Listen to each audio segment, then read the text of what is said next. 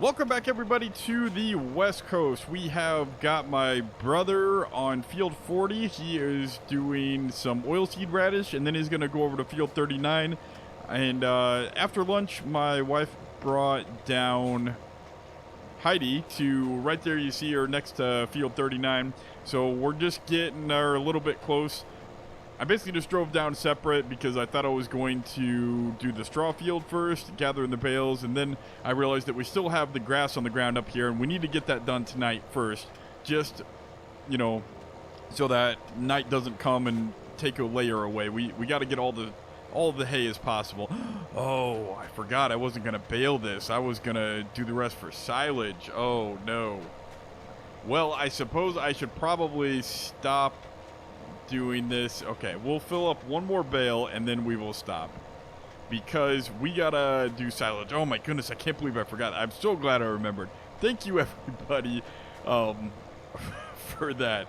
So let's see, and this will be the last time. Hold on, more on that thought just a second. I gotta try to time this. Don't want to waste a partial bale. Okay, you know what, let's do most of bale. That's perfect. Okay, so now we need to, what is that, eject, unload, that's why, yeah, there we go.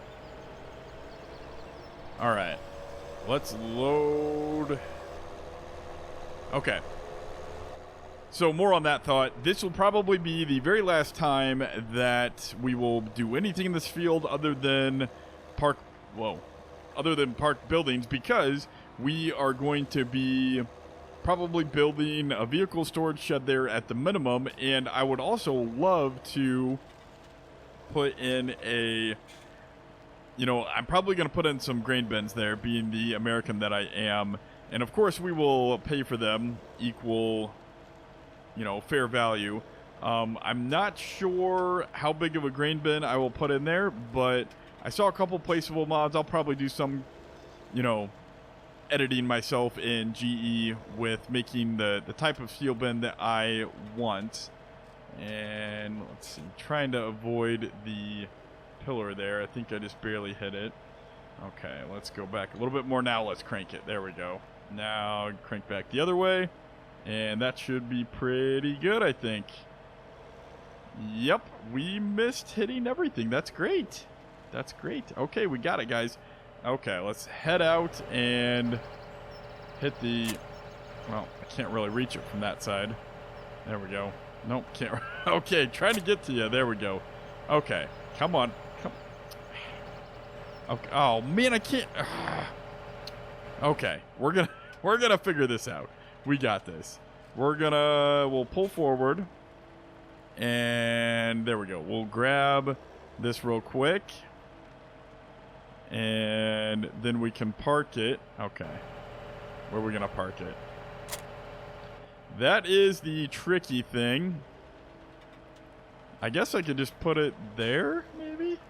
I mean, it's the first thing that I will need. Oh, could it fit in that shed? No, you know what? Let's park it right there. It's the first thing that we'll really need before we do anything else. So it's okay to park it in front of the other equipment. I think that's pretty good. Okay. Let's hop out. And there we go. And let's get that forage wagon. I would love to have a bigger forage wagon, but, well, one, I don't think Fritz would be able to pull it very good. And two, we're trying to save up money for cows. Speaking of which, we need to buy cows. So when are we going to do that? There's just not enough time for stuff. Okay. Well, I'm glad that you guys were here to help me I'm not glad you were there to see that. I think I hit the wheel. Yeah, I turned too sharp on the pillar. Okay, we got it. And Fritz has plenty of gas. Okay, let's get cracking here. We got to pick up all of this. Oh my goodness, there's so much grass. Okay, so let's talk. I said what my brother was doing. What else? Oh yeah, so this building. Whoops. Okay, we're just off to all kinds of a bad start. Okay, here we go. Oh man, okay. Let's try that again. One more time. And here we go. Okay, properly lined up, and oh, it's not. Oh, you know what? One of these days, you'd think that I would remember to turn on the PTO. Okay, power takeoff, and we are taking off. Just breathe. Just breathe. Oh goodness. Okay, what? Yeah, so steel bins in this field with the crazy American that I am, I actually looked up. I did Google, and some farms in the UK do have steel bins. And I know space is at a premium typically in the UK, but hey, if it's on some farms, let's go back over here. If it's on some farms in the UK, I don't feel bad doing it to the West Coast, even though they might not have steel bins on the actual West Coast. Some farmers do in the UK, and I am fine with being the crazy American on the West Coast that builds steel bins in his field. So that's what we're going to do in this field. We're also going to put a vehicle shelter storage over here at some point, and that way we will basically have the rest of the space over there next to the cows for bale storage instead of using a lot of that as equipment storage. That's the plan at least, but yeah, you know how plans go. And yeah, let's just go back this way. I think that's the best. Yeah, there we go. All right, here we go. We are finishing up this field. Actually, I was hoping to get a little bit more than I did get, but this is a small little section in here, so maybe we'll be able to get more later. But, we'll be able to see how good my courseplay courses are since I'm the one picking them up instead of the courseplay tractor, so that'll be an interesting thing. And, yeah. So I did promise you this story about why I am so indecisive and why I feel like I always need to talk out loud and I always change my plan, and why I always need to think over the simplest decisions. And then, something as simple as whether or not to bring Heidi out to the field this morning. It's like I debated, off screen. I did this. I debated probably 10 minutes off screen whether or not to drive Heidi to the field. And so I guess, let's see where to start with that story. I guess we should start with, you know what? Before we start that, let's try driving from this view. So that way, at least you guys get a good cinematic while I am telling the story. Just in case this story is a little bit boring, then you get something good out of it. All right. Should we dump this? We are almost full. 74. You know what? Let's just dump that real quick. You know what? I need a... Okay, we're going to have my... I know... Do you compact... I think I've talked to people, and you typically compact this silo pit as you go. I don't think you generally want to leave a whole bunch uncompacted at once. But if we kind of just spread this all over the silo pit, I think, as long as we don't stack a whole bunch of layers on top of each other, I think that'll be fine. Why isn't it dumping? All right. Yeah, I guess it just left Control I. I've only done this once on Le Bateau Monday, and it's been a little while. So, yeah. Okay, we'll just dump this all over the place in different places and then compact it all at once off screen probably. So that way you guys don't have to watch the compacting. And that's a little bit boring. And I think that, correct me if I'm wrong, but I think that's okay.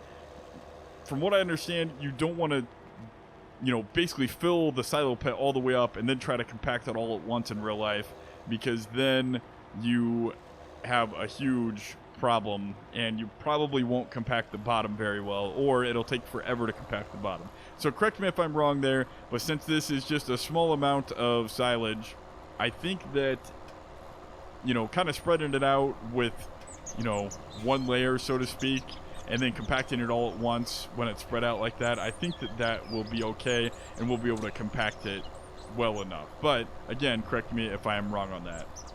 Okay, anyway, let's head to... Oh, wow. Let's zoom out there. Oh, look at that view. The views on this map, I tell ya. A little bit speechless there. Anyway, so I guess my story starts with I guess it's really a My Recruiter Lied to Me story, because everybody who joined the service seems to have a My Recruiter Lied to Me story. And so this one is my Recruiter Lied to Me story. So it happened where to start? So I dislocated my left knee in high school, and when I went in to join the military, they said, oh, well, just don't tell them about your dislocation. And I'm an honest guy, so I feel like I have to tell them everything. And so I told them about my dislocation, and then they're like, well, you need a waiver to be able to join the military. And then the doctor that signed the waiver would only do it for the Navy or the Air Force because he felt the Marines or the Army were way too strenuous.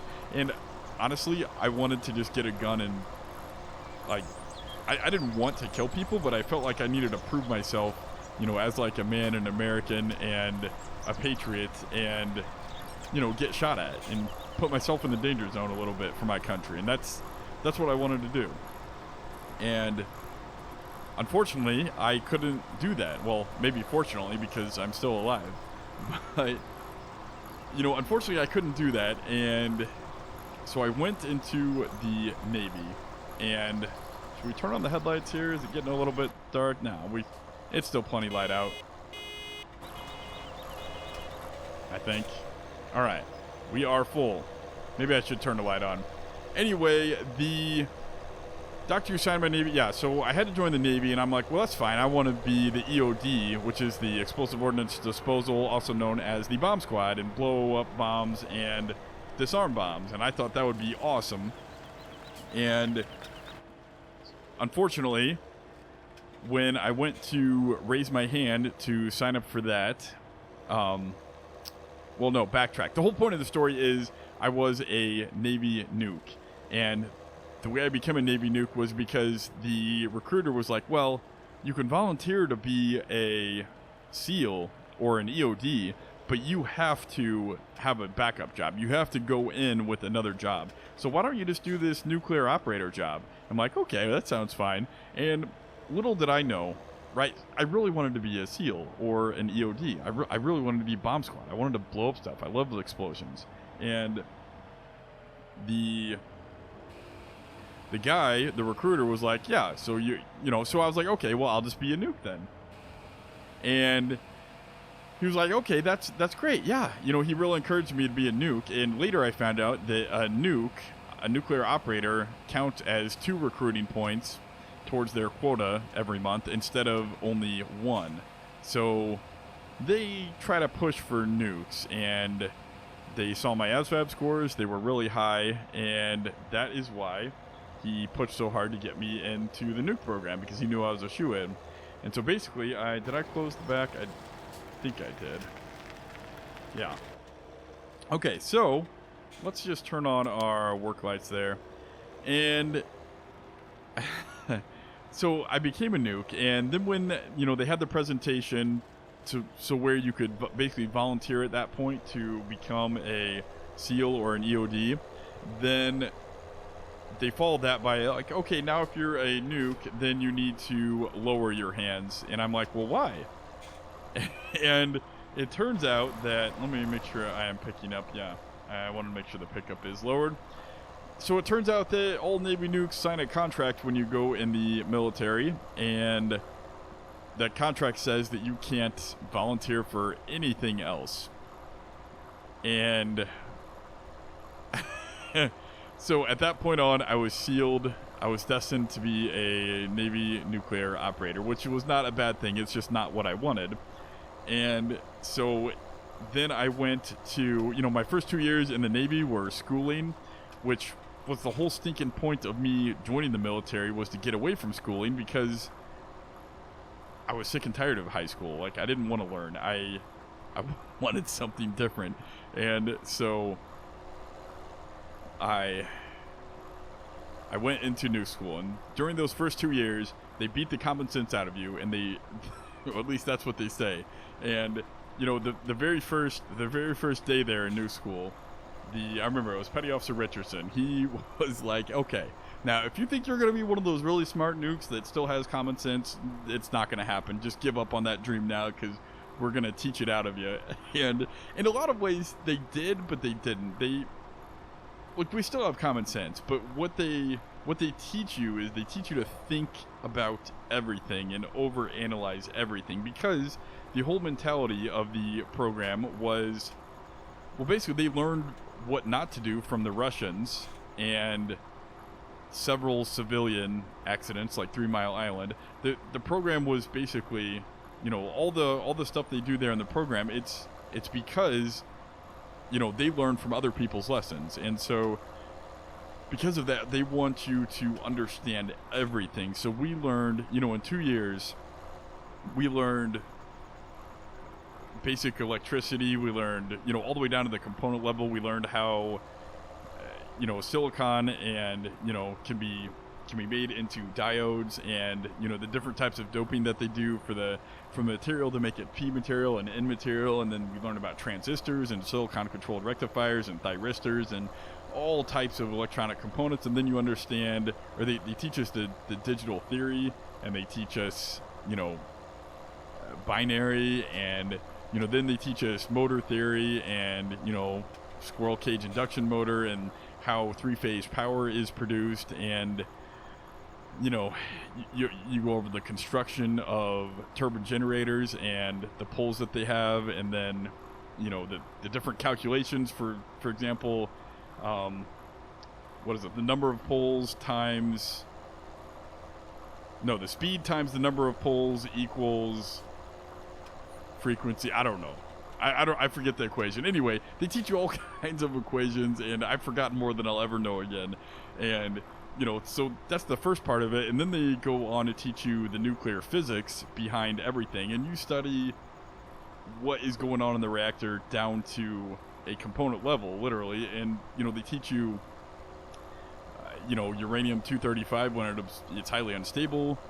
Or actually, it is stable, but then it really loves neutrons, and when it absorbs a neutron, it becomes uranium-236, which that is highly unstable. And then when uranium-236, it's actually only uranium-236 for like a split second, not really even any time at all before it explodes. And then it forms into 2 fission fragments, and those fission fragments have a likelihood of being 2 different elements based on a yield table. And the 2 most likely fission fragments are rubidium-88 and cesium-138, and basically it's a fission yield curve. Anyway, going off on a tangent, they teach us everything, and they teach us the neutron life cycle, what a neutron goes through inside the core, and they teach us why a nuclear reactor will never ever blow up, because it is basically the fuel's spaced it's complicated. But anytime you see in the movies where they threaten a nuclear explosion at a reactor, it's impossible. It can have a steam pressurized explosion, which could possibly release fission material, but it will never ever have a nuclear explosion. It's impossible. Even Chernobyl was not a nuclear explosion. It was just a very dumb. I can go over, like, for example, they teach us everything about Chernobyl and why it was so stupid what the Russians were doing. They were basically operating at 100% power. They were trying to refuel their reactor at 100% power, and it was only supposed to be refueled at 80% power, and they were using this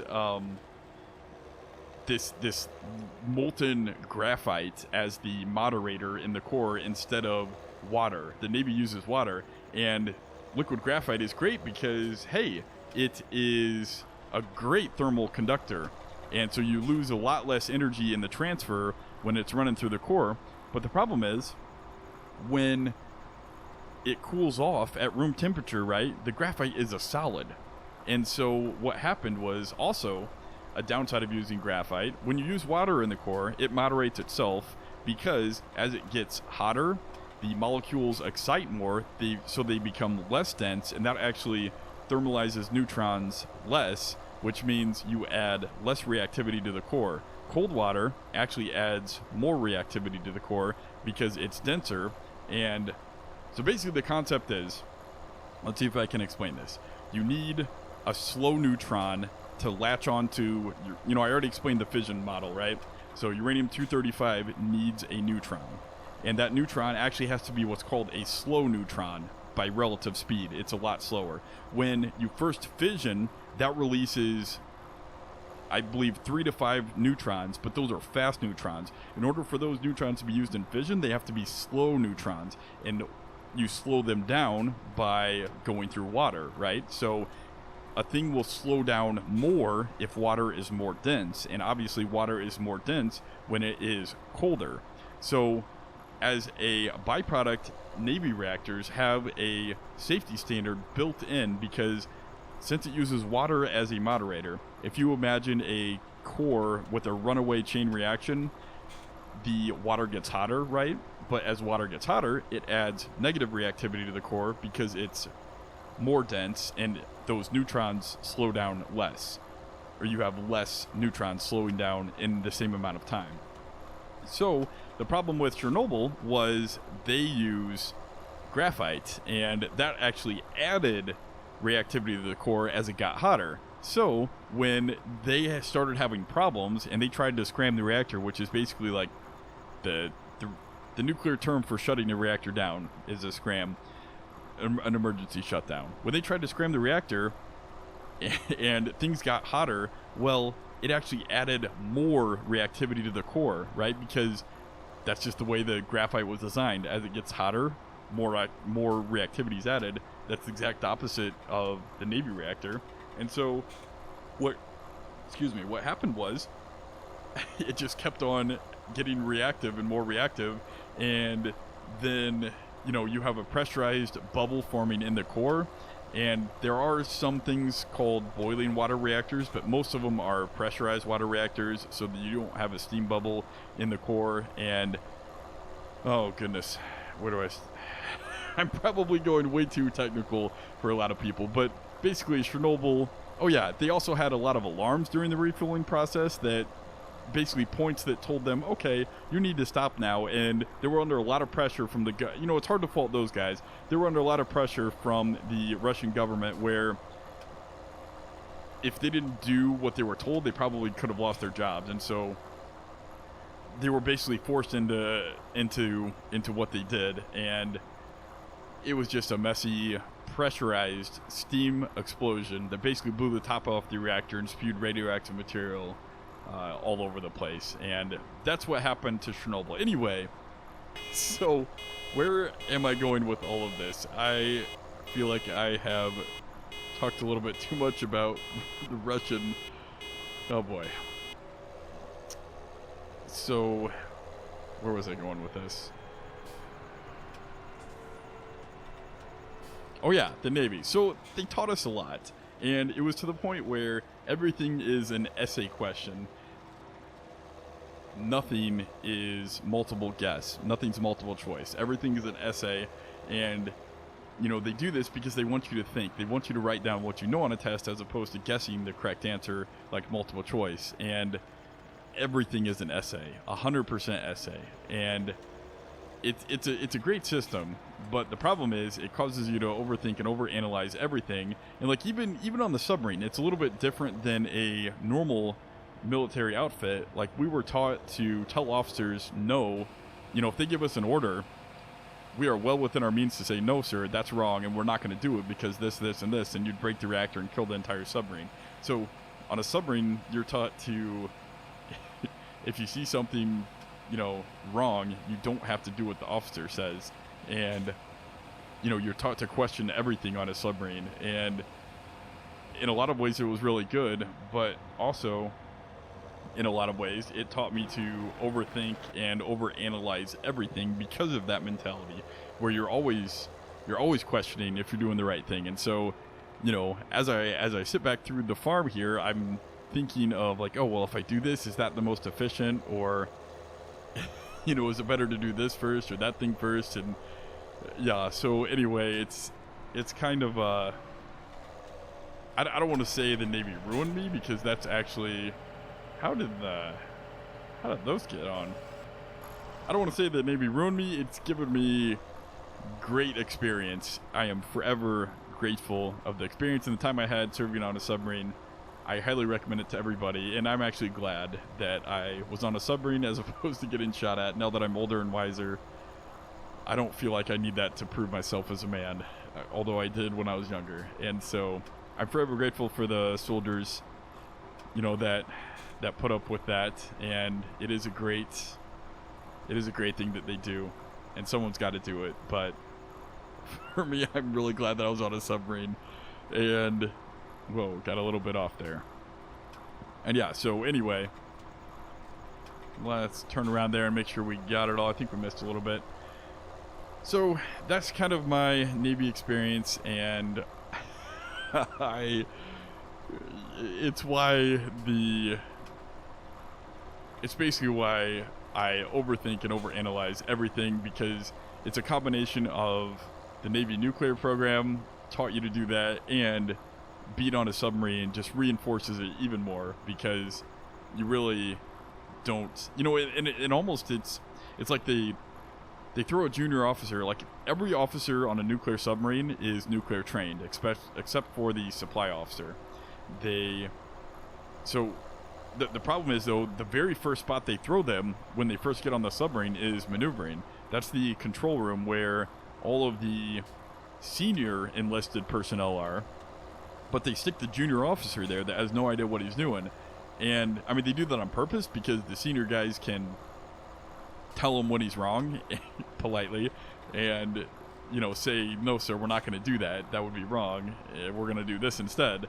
And that's the reason why they do that, so the senior enlisted guys help out the officer. But it kind of just reinforced the mentality where, you know, question everything because some things might be wrong, and overanalyze everything because sometimes you're going to get told the wrong thing. And that's basically my experience there, and why you know, it stays with me still to this day. Like, for example, you're one of the first things you're taught is when there's an announcement on the 1MC, which is the announcing circuit over the entire submarine, you save those for really important messages. So, you know, messages like, you know, fire or flooding, or the reactor is critical, or, you know, ship-wide announcements that are really important. You don't just get on there and say, hey everybody, how's it going? So whenever you hear that, you're taught to shut up, and you don't say anything. You never talk over the 1MC or the 2MC, which is the engineering circuit. You never ever say anything over those. You stop whatever you're doing and you listen. And so like, even at Walmart, when I hear an announcement, you know, like, hey, could so-and-so come to Housewares, I stop talking, like, just subconsciously. You know, I might be talking with my wife or, you know, another friend, just walking throughout the store. I stop talking because it's a habit. Like, that's what you're trained to do. And, oh, this is not Wind Road. Oh, no. Okay, we've got a bit of a project to do tonight. I think that, whoops, that's not good. I did not mean to turn myself off. I think that we're going to have my brother come home, and we're probably going to have him windrow this while I gather this up. But I think this episode has gone on long enough. I hope I didn't ramble on too much, and I hope you guys enjoyed that story. And if you have any questions, feel free to ask me. I do love talking about my past experiences, but I will try to keep the experiences farming related, other than, you know, because I grew up on a farm, so I have a lot of real life farming experiences too. But anyway, I feel like that story is related because it causes me to overanalyze everything in this game. And if you ever wonder why I just sit back and can't make up my mind, or try to, whoops, where's my back one? There we go. And why it takes so long for me to decide on an idea, even something simple, like whether or not to bring Heidi to the field. That is why I go back and forth so much on those simple things. So anyway, I think that should just about do it for an episode. I hope you guys enjoyed. Please give me a thumb and subscribe if you enjoyed. And if you didn't, give me a thumb down, be fair, but I'd like to know why. But please don't hold the story against me if you don't like that type of thing. Normally, I don't talk the entire episode about something non-farming related. That is atypical. But for now, you know, I've been kind of promising that story for a while for a lot of those guys. Whoops, that is a little bit of an ugly view. And that is why I did that. So let's pull out a little bit and maybe get a nice shot of Fritz going through the barnyard there. There we go. Maybe that'll be the screenshot of the day. I don't know. We'll figure that out later. Anyway, until next time, guys, again, I hope you enjoyed. I'll stop rambling on now. Thanks again, guys. I wanted to say thank you so much. I wanted to say this at the very beginning of my episode, but I wanted to say thank you to everybody because I looked and somehow I'm over 400 subscribers now. I don't know how that happened so fast. I expected it to take me a year to get, you know, a few hundred subscribers, but I'm already at 400. So thank you guys so much. I feel like you guys that follow me at the beginning are my most dedicated fans, and I'll never forget you. And I really thank you for subscribing and commenting on my videos. And I feel like I'm at the sweet spot where I'm getting a lot of comments and interaction, and in a lot of ways I actually don't want to grow too big because I really like interacting with you guys and responding. And I know eventually, if I keep growing, especially at this rate, you know, it's going to be to a point where I won't be able to respond to every single comment because, you know, that would take every day of every hour, and I might not have enough time to record if I respond to every comment. But I'm really, you know what, I'm just going to enjoy it while it rides out, and I'll keep trying to respond to every comment because you guys are entertaining, and I do thank you for watching and commenting. So until then, thanks again, guys. Goodbye for real this time.